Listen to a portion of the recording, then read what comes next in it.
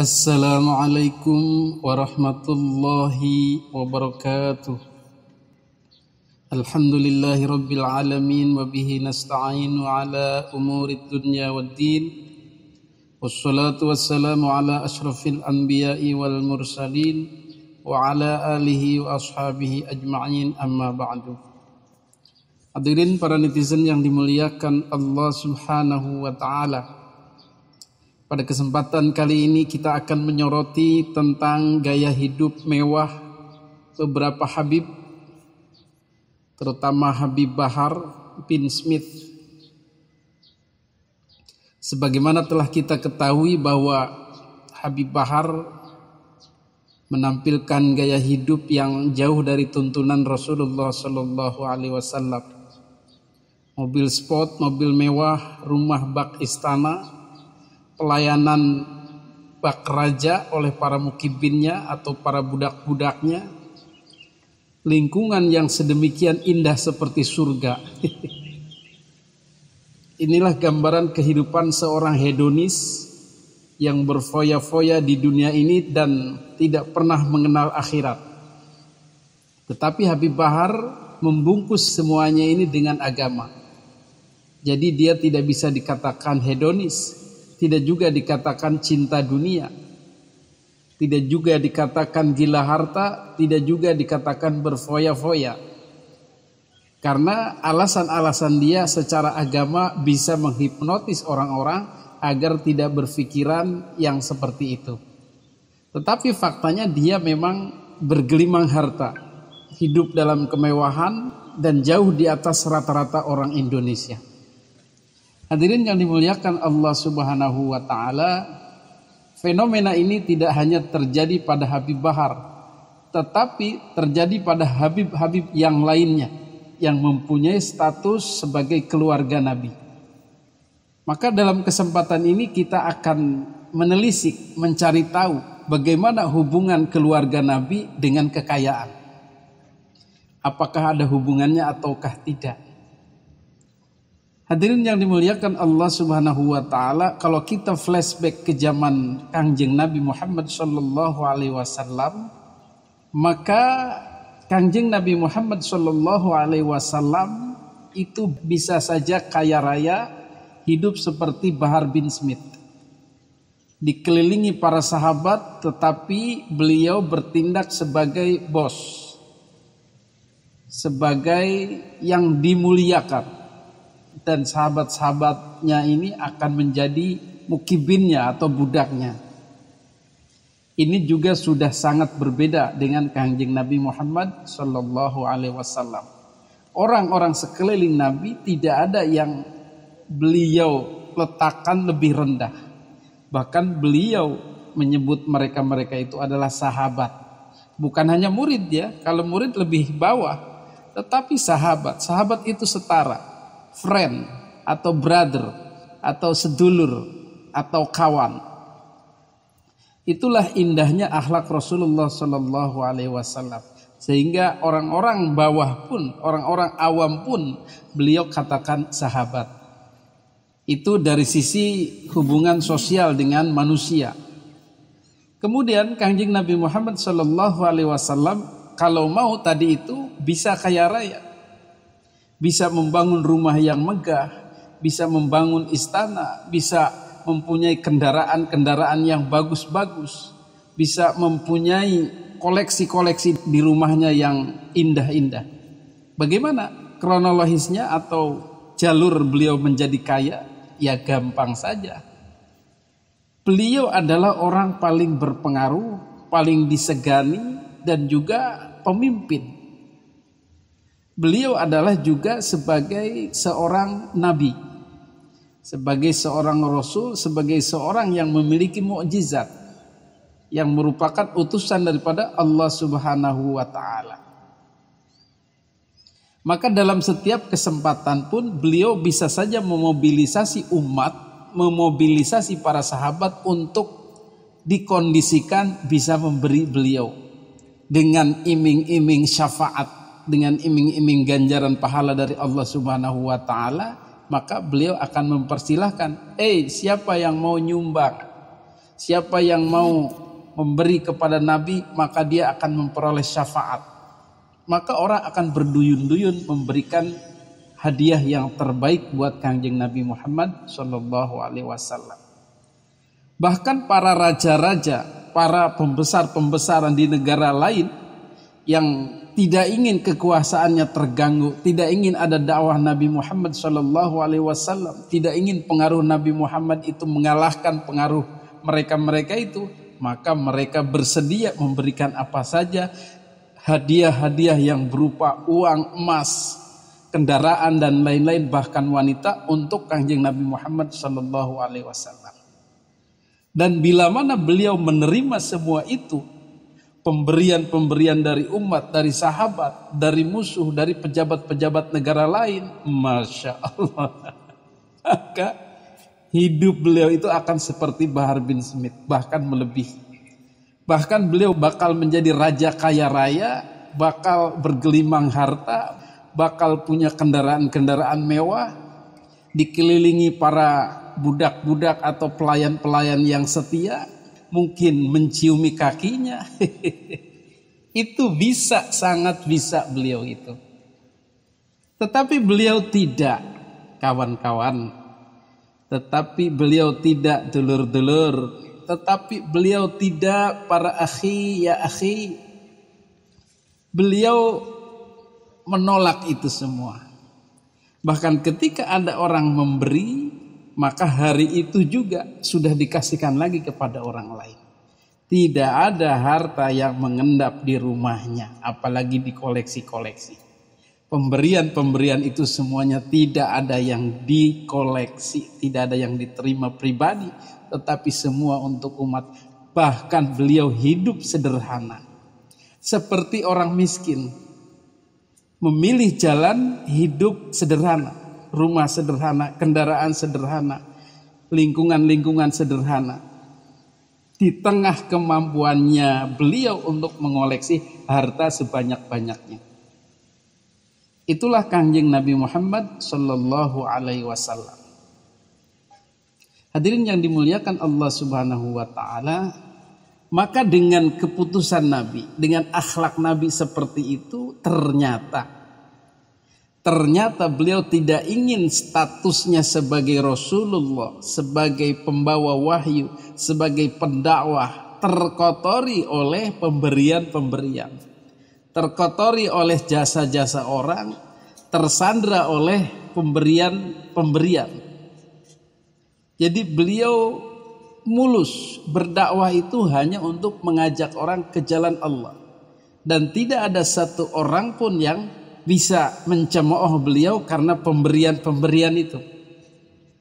Tidak ada yang meminta balas jasa, tidak ada yang dibaikin karena pemberian-pemberian itu.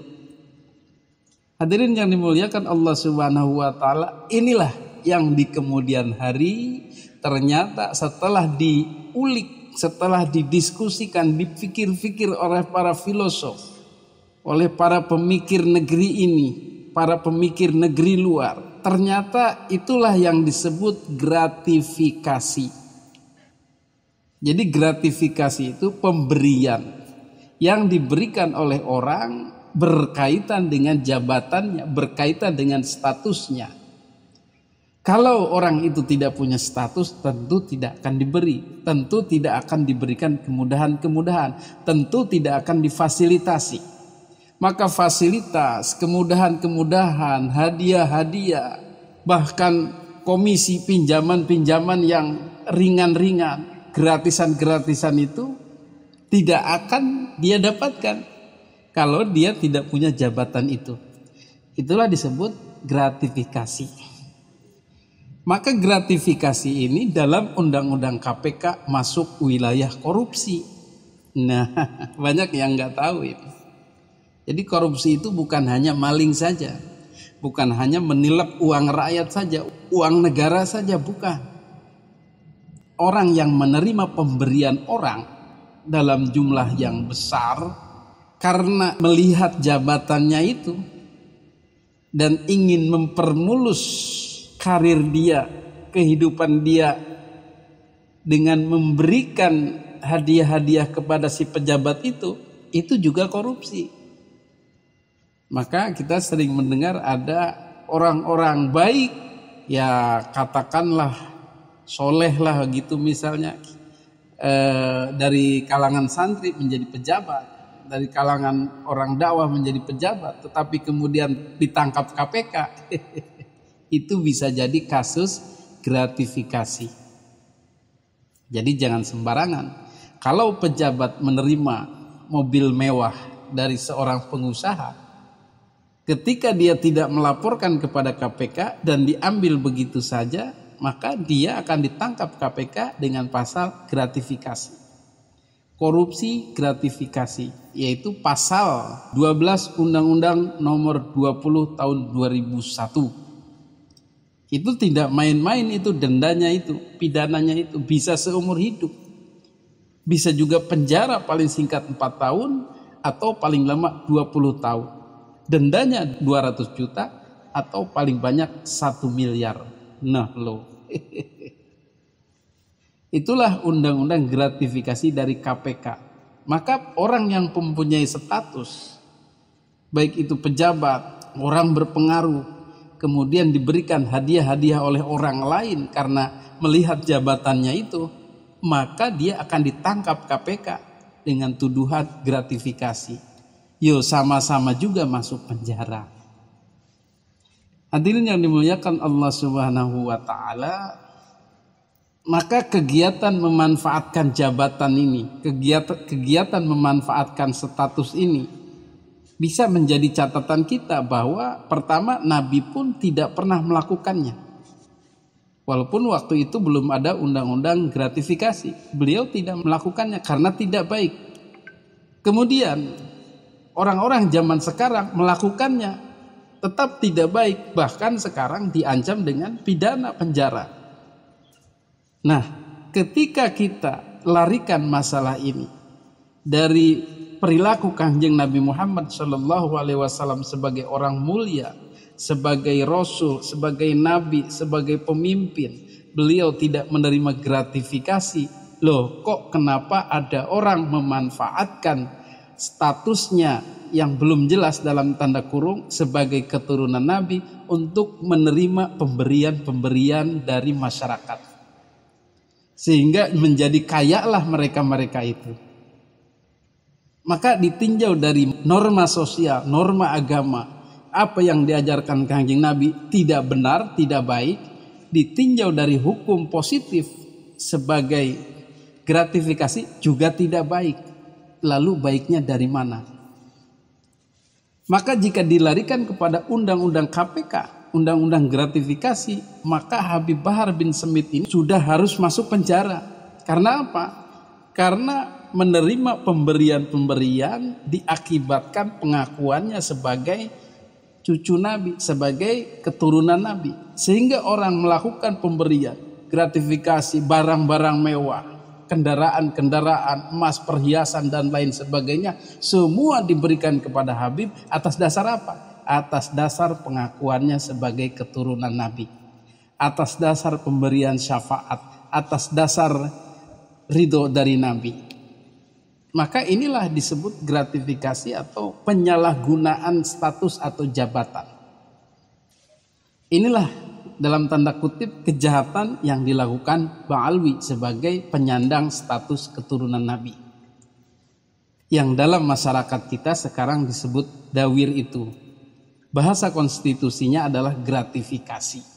Berapa banyak masyarakat memberikan kerbaunya, berapa banyak masyarakat memberikan kendaraannya, berapa banyak masyarakat memberikan barang-barang mewahnya untuk si Habib. Setiap Habib yang datang itu di rumah Gus saya itu, anaknya abah saya itu, kapan pulang itu minta oleh-oleh. Sampai oleh-olehnya itu aneh-aneh Pak Kiai. Akuarium yang sebesar ukuran 30 kali 50. Ini untuk aneh, ini untuk aneh, untuk oleh-oleh Habib katanya. Akuarium masih murah di Lampung ini.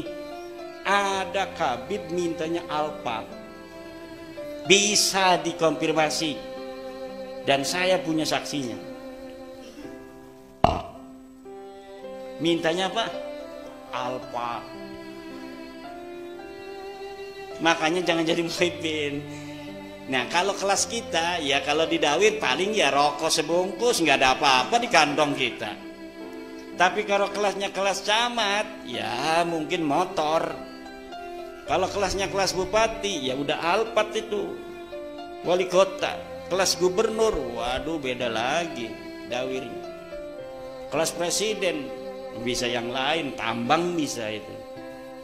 Makanya kita nilai kerugian dan kemanfaatannya. Kita percaya kepada nasab orang yang bukan cucu Nabi. Hanya memalukan aja kan. Yang ada hanyalah kemedaratan. Mendarat buat kita, mendarat buat dia. Maka hari ini orang yang akan selamat dari kejelekan orang-orang yang mengaku turun Nabi hanya satu. Dialah orang yang tidak percaya bahwa dia adalah cucu Nabi. Selain itu yang masih ragu-ragu, iya orang, bisa masih ditekan, masih bisa untuk diintimidasi. Kamu nggak percaya, kamu akan masuk neraka. Aneh ini cucu Nabi, duriat Nabi, cucu Nabi, kekasih Nabi dan sebagainya. Kita akan terngiang-ngiang. Tapi lamun deklarasi di dalam hati, proklamasi, sendiri aja kita ngomongnya. Saya tidak percaya bahwa Habib cucu Nabi. Sendiri ngomong, ketika ada dia nggak bakal kena. Dia ngomong sedikit aja ngelunjak, kita bisa melawan. Tapi kalau dalam hati kita masih ada sedikit saja kepercayaan, sulit kita untuk bisa membela diri ketika sedang berhadapan.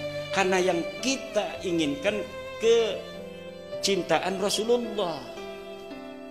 Ini saja yang ada di otak kita, kecintaan Rasulullah, barokah, syafaat dari Rasulullah. Sementara sebenarnya orang itu hanya menggunakan nama Rasul untuk kepentingan dia. Itu saja yang terjadi. Maka harus proklamasi sendiri masing-masing. Kalau tidak proklamasi, rasakan sendiri aja.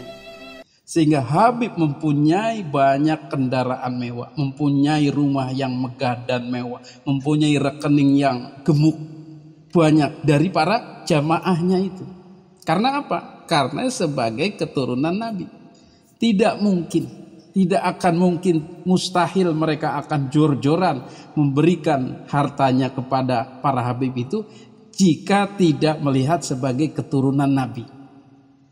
Maka dalam undang-undang KPK ini jelas-jelas adalah gratifikasi dan berhak diganjar pidana penjara singkat 4 tahun, paling lama 20 tahun atau seumur hidup. Itulah tinjauan dari norma hukum positif, tinjauan dari norma hukum sosial masyarakat.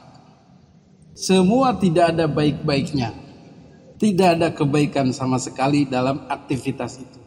Baik itu meniru Kangjeng Nabi, tidak ada contohnya. Baik itu meniru pejabat-pejabat di Indonesia, kena pidana. Jadi para habaib ini masih bebas berkeliaran menerima hadiah-hadiah itu. Ini yang harus kita lawan, ini yang harus kita luruskan, ini yang harus kita perangi. Bagaimana caranya? Lepaskan jabatan keturunan Nabi itu, atau paling tidak jangan sampai jabatan keturunan Nabi itu digunakan untuk dawir-dawir tadi itu, untuk gratifikasi. Saya akan dikasih, jamaah saya ngasih, mau apa lagi? Saya kaya begini, kaya raya begini karena jamaah ngasih. Yo iyo dul, kalau situ nggak ngaku keturunan Nabi ya nggak bakal dikasih. Itu penyalahgunaannya. Habib kok mewah-mewahan? Nggak ada mewah-mewahan. Biasa aja. Jaket dikasih, baju dikasih, sarung dikasih. Mana mewahnya? Anda punya murid baru pulang dari Rusia, dia bilang, Habib mau apa? Terserah mau bawain apa. Dibawain ini jaket. Cincin Habib mewah, dikasih.